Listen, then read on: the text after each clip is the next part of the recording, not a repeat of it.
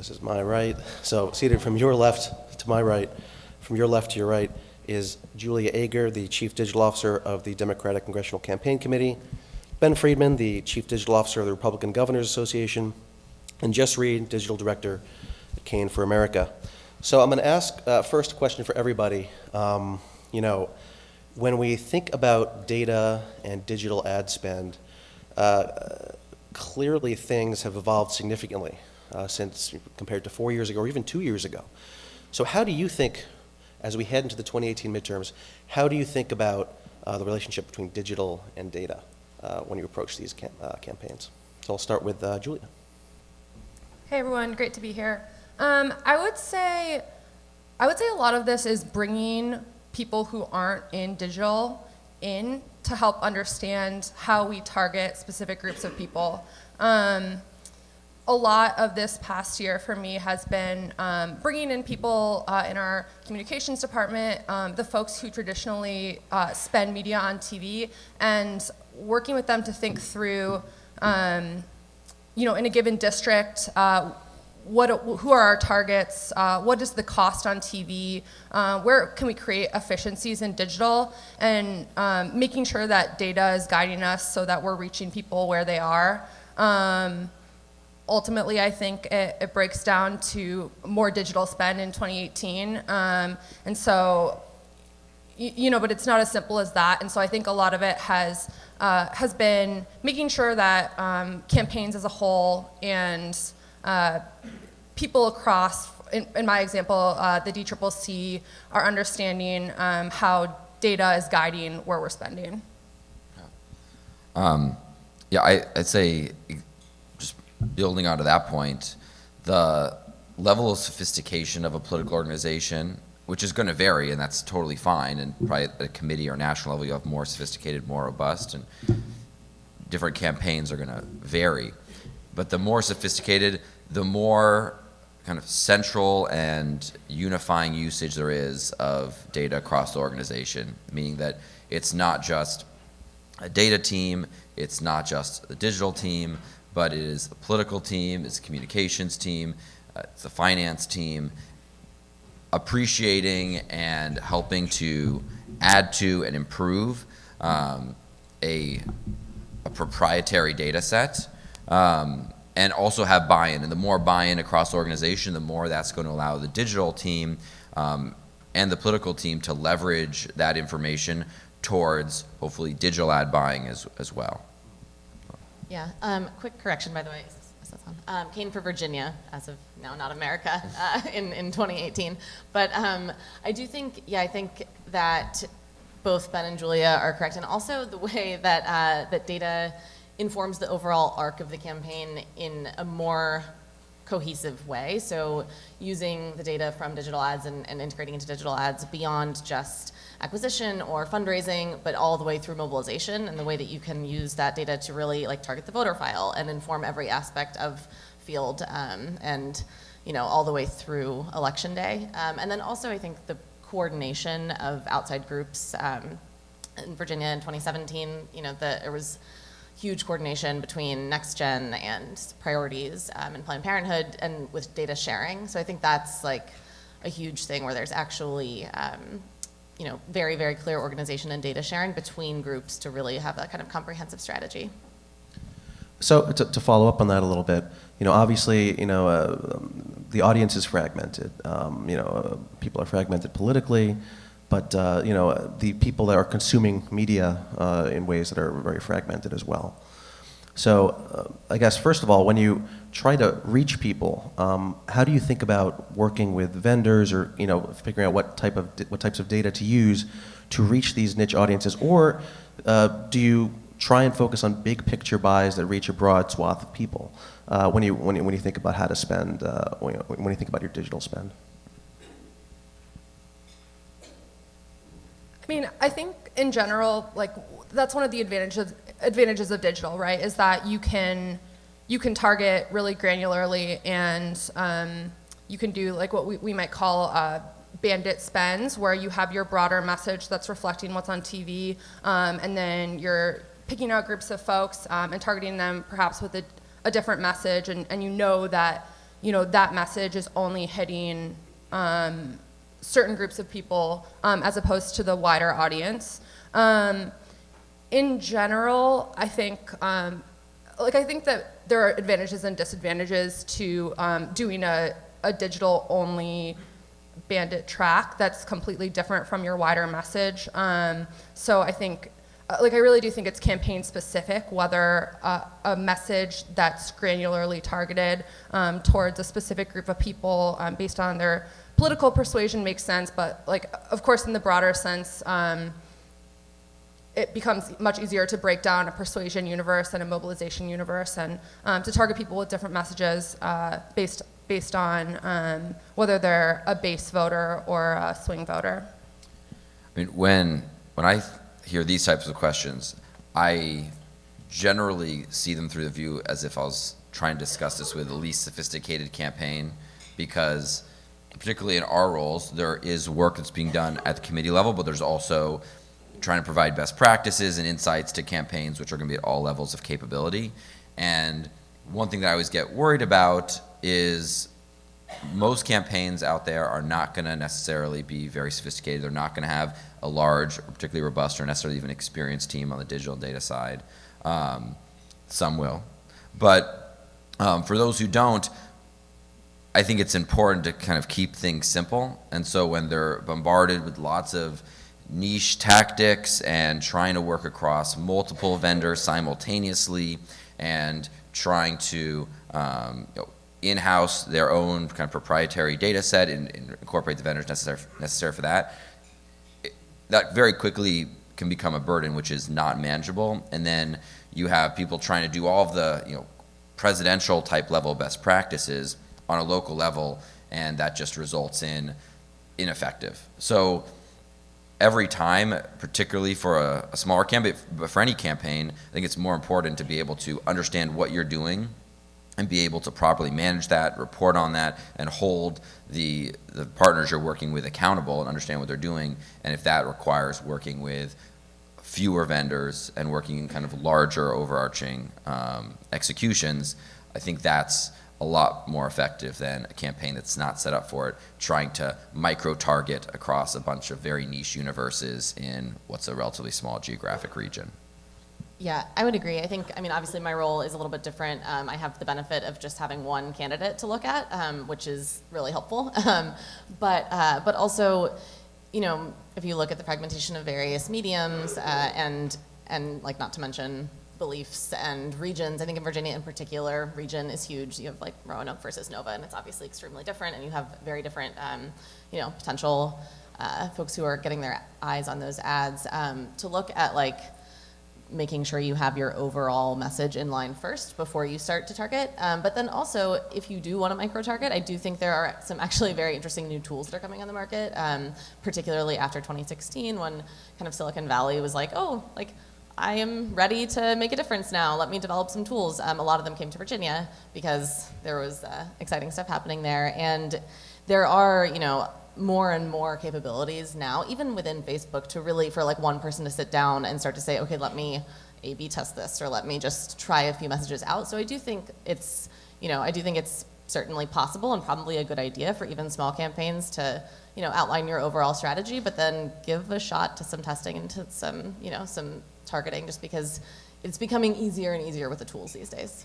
Can you elaborate a little bit on that? What are some of these new capabilities that have kind of really developed over the last couple of years that maybe didn't exist before? I think just the user friendliness of testing has just skyrocketed. You really we work with vendors, we love vendors, but if we weren't able to, I would feel confident that I could sit down at a computer, upload some ads to Facebook, and look at different age brackets or look at different regions and really get a sense of what's resonating with people.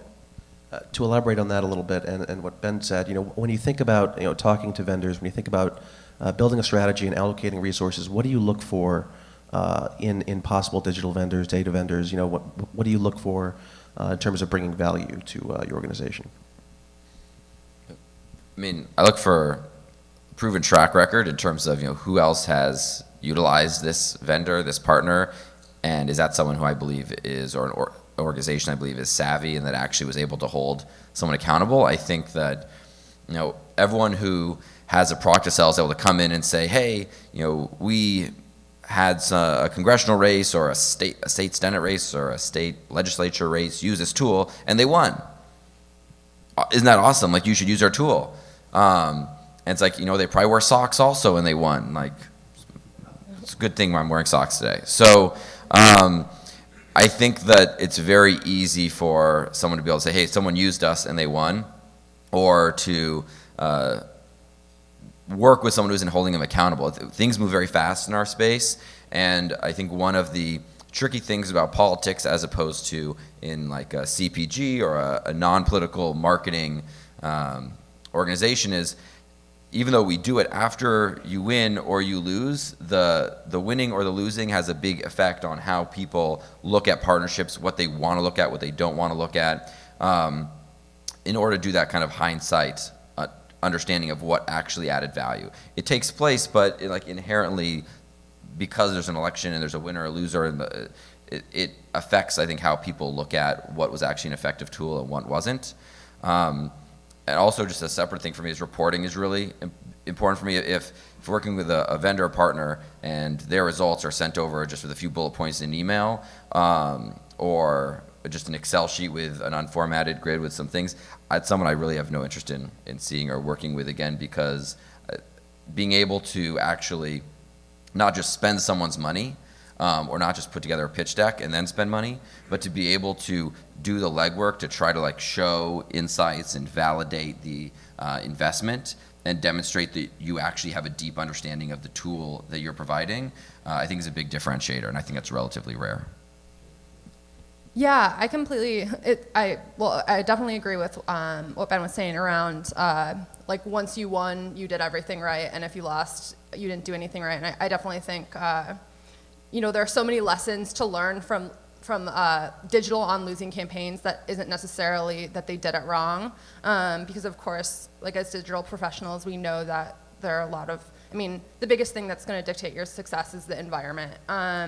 But I think one of the challenges we've had this cycle is that, people are starting to see that there's a lot of money to be made in digital, and it's definitely been more difficult than ever to kind of think through who has the expertise to actually do it. I definitely agree on the reporting side of things. I also think it's important to look at people's backgrounds, as you're going in and hearing a pitch, thinking through, have these people been, has this person or has this group been doing digital for a long time? And really putting people through a rigorous RFP and testing process and then passing that information down to campaigns is something that we work pretty hard on. So making sure that maybe we're giving people a district and asking how would you set up a media plan in this district, kind of to vet people and ask for reporting samples, and really through the interview or proposal process, start to think, are these groups who are pitching viable for our candidates? The other thing we've been seeing a ton of is just different groups popping up with new technologies, and I think at the D-Trip level, at the committee level, it's really important to test them out ourselves before recommending them to any campaign. So that's usually what we will try to do to make sure we're kind of vetting new technologies properly so that our campaigns can spend their money effectively. Ben and Jess, is that a similar situation for you as well? Yeah, definitely. And we do work with the committees to really get their expertise since they have that huge infrastructure. But one thing you said, Julia, about more and more people realizing that you can make money in digital and kind of what that means for ownership over the program and, and your ability to kind of keep control over the program as kind of the vulture circle and really want to get involved. And, it's a great tool for comms and it's a great tool for field, and digital kind of has this overarching ability to help out and finance to help out many aspects of the campaign. So I do think both in choosing vendors and in, arcing out the overall strategy of the program. What we look at, honestly, more than anything else, and it's not data at all, is just does this reflect who our candidate is in a basic moral sense? And I think part of that is specific to Senator Kane because most people know him, and he is very morally centered. But I think every candidate and every campaign should look at that in the sense of like, are we willing to go with this vendor just because it's new and shiny? Are they going to do something that really doesn't reflect our candidate or the program that we want to build or the foundation that we want to build for future campaigns and future programs? I think it really is like, in a field that is as new-ish as digital, there aren't long-term results to look at yet, really. Like, we don't have significant long-term data. I'll also say that I'm making an assumption that most people in this event are people who work with companies that are trying to partner with political campaigns. It's really easy to tell, and I'm guessing the same thing for you guys, if you're sitting down in a meeting and it's clear that some people came up with an idea, they talked to their cousin was like, hey, you can make a bunch of money selling that to political campaigns, and so they made a pitch and like, hey, we have this stuff and like we could do it for political campaigns and like you should give us money, versus meeting with a group or individuals who actually have an understanding of the space, because there's so much going on, there's so much change, there's so much growth, there's so much evolution in our space and how people do it, and there's no set way on the best way to execute a buy or the best way to target or the best kind of new hot tool to use. So if you're sitting down with a vendor or a representative of a company that is actually knowledgeable and has something to offer, even if you're not expecting to put a partnership together, that's a valuable time spent. And I have on my calendar meetings with people I know are vendors and have something to sell. I have no intention right now necessarily, and they know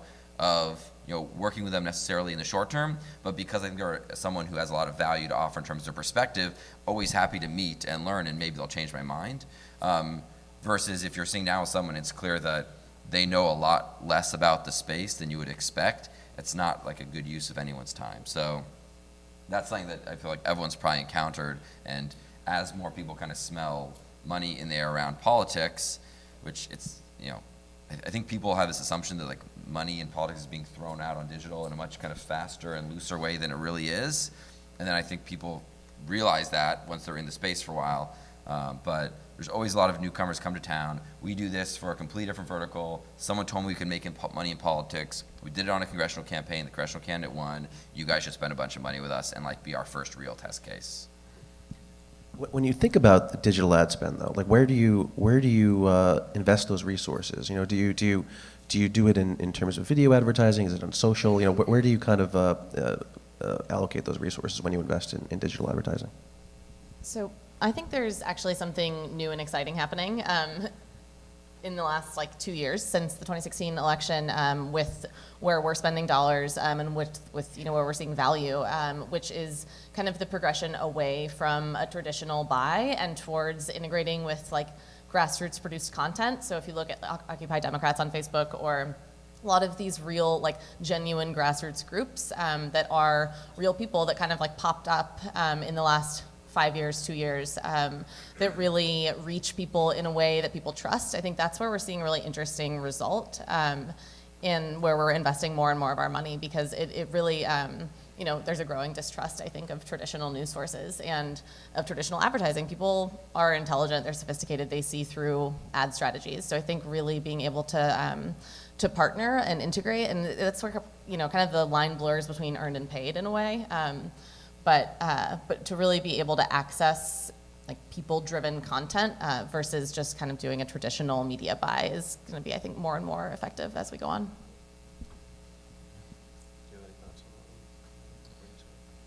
I mean, I totally agree with that. And I think in terms of where you spend, a lot of it's driven by the type of campaign that you're hoping to run and who you're targeting, which is an annoyingly vague answer, but I do think a persuasion spend is going to be on different networks than a mobilization spend, than an acquisition spend. So I really think it needs to be the data and the targets driving where you're spending and the type of spend that you're making when thinking through video versus display and different networks.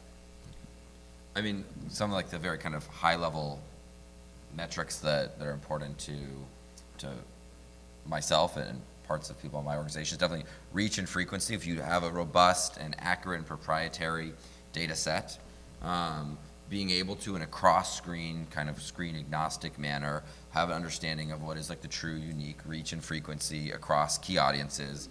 Obviously, you have to have a great messenger and a great message, or nothing matters. And then you have to have a compelling piece of content that speaks to, ideally, as broad a set of people, of voters as possible. But if there are significant differences on what messages resonate, you have to have high quality content. There's no surprises. And just speaking to your point, since I think the bombardment of advertising has just created a much more sophisticated and skeptical consumer, just for anyone. Just if you're selling cars, or you're selling candy, or you're selling a message, or you're just informing people of a message. So you have to be able to find ways to make sure your content stands out, and then you have to find ways to be able to make sure you're getting a minimum threshold of frequency, so there's actually some awareness. And then I think some exciting ways about whether it's messaging tools, or SMS, or MMS, or other mediums, so that you can actually break out a little bit from the just kind of wall of ads people see.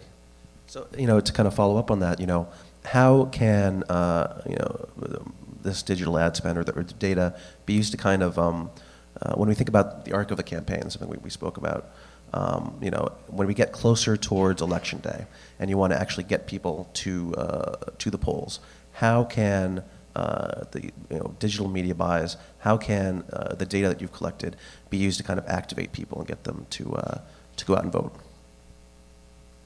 So this is something, sorry to keep hopping in first, so this is something I'm really excited about. I have an organizing background before I got into digital, and I think that the ability to integrate now at this point with the mobilization end of the arc with digital and data is really just incredibly impressive. The way that you can target your turnout universe, and the way that you can really do that in a sophisticated way. So it's not just people in Richmond are receiving their polling location. They're getting an entire series, an entire arc that guides them through the campaign on every single platform that they're accessing. So they're seeing it on Facebook, but they're also getting texts, and they're also having someone literally knock on their door, which is a part of like digital is organizing at this point. To me, it really is integrated in the way that you can get that, use the data that you've been collecting throughout the lead up to that critical GOTV time. I think is really is just going to get more and more sophisticated. But certainly, like just the ability to create a story for an individual target, I think is very exciting, and we'll keep seeing it grow. Yeah, I mean, I think I agree with that. I mean, I think we had a really interesting challenge this cycle, which I haven't experienced before, which is that like literally the day after the election, we had a lot of folks asking us how they could help win the House back in 2018.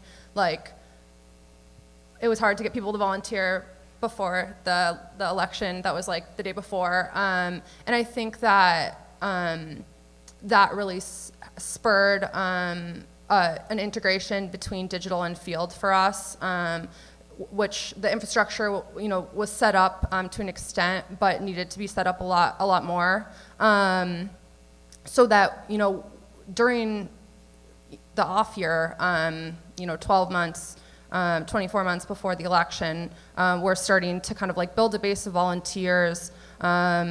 And thinking through the arc of the campaign for different folks. So if you're somebody who's volunteering early, how we move you through the process using digital. But if you're somebody who's an unregistered voter at the beginning, how we're moving you through the process of registering, and then we're using the data to retarget you. And again, moving you through that storyline that Jess spoke about. So I think that that integration with digital organizing is just really important this cycle. Great. Well, with that, I think we're going to open the floor to questions. If anyone has any questions, please raise your hand. I'll get the mic to you. If you'll stand and let us know who you are and who you're with. First of all, thank you very much, guys. This is really informative. It was great. I'm Alberto Perez. I'm from mundohispanico.com. We're the U.S. Hispanic, third largest U.S. Hispanic news and information site. This question is for Jess. You said that there's a trend that you're following right now of aligning your digital spend with bloggers, influencers, like people, more grassrootsy things like that. Does the rules of consumer advertising with influencers apply? Like as a brand, you have to say that you're like Kardashian brought to you like with Pepsi or whatever. Yes, yeah, we're not, I mean, I'm talking about like doing official ad buys with just more, you know, interesting and kind of more like grassrootsy platforms. So yeah, it's certainly not like paid content that's not mentioned as paid. It's not that, it's more of like looking for new, you know, new places where we can actually make legitimate ad buys. So like, you know, working with Democrats.com is something I think that folks are doing more and more of.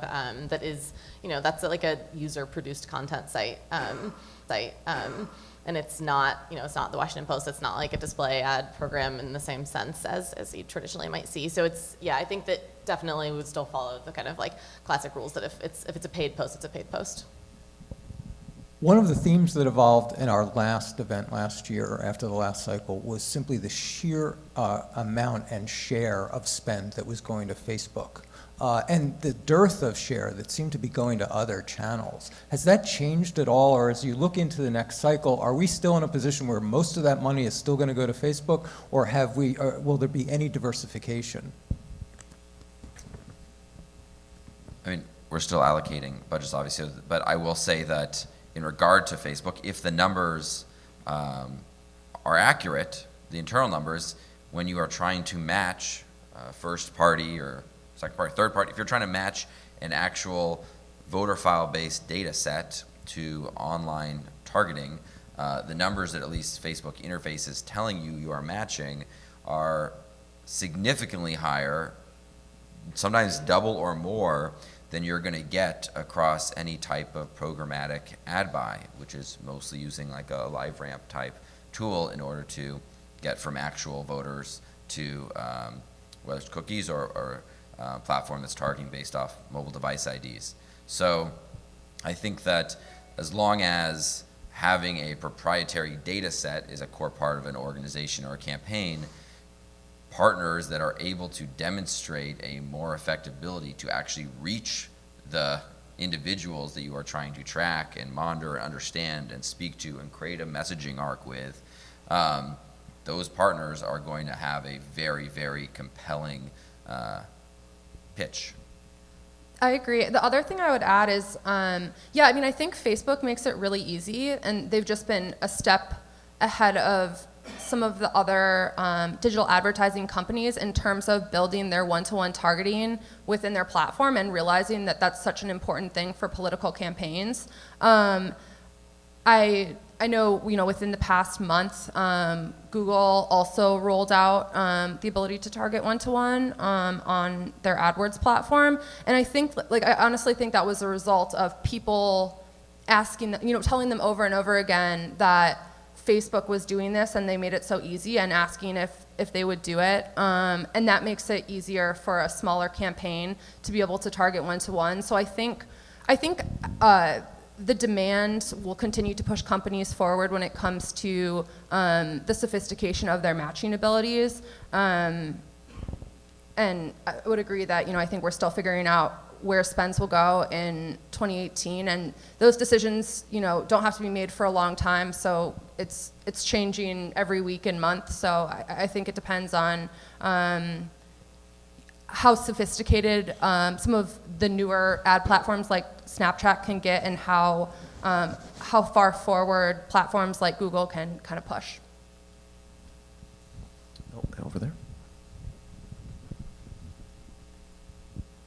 Hi, Virginia Panko, El Toro Technology.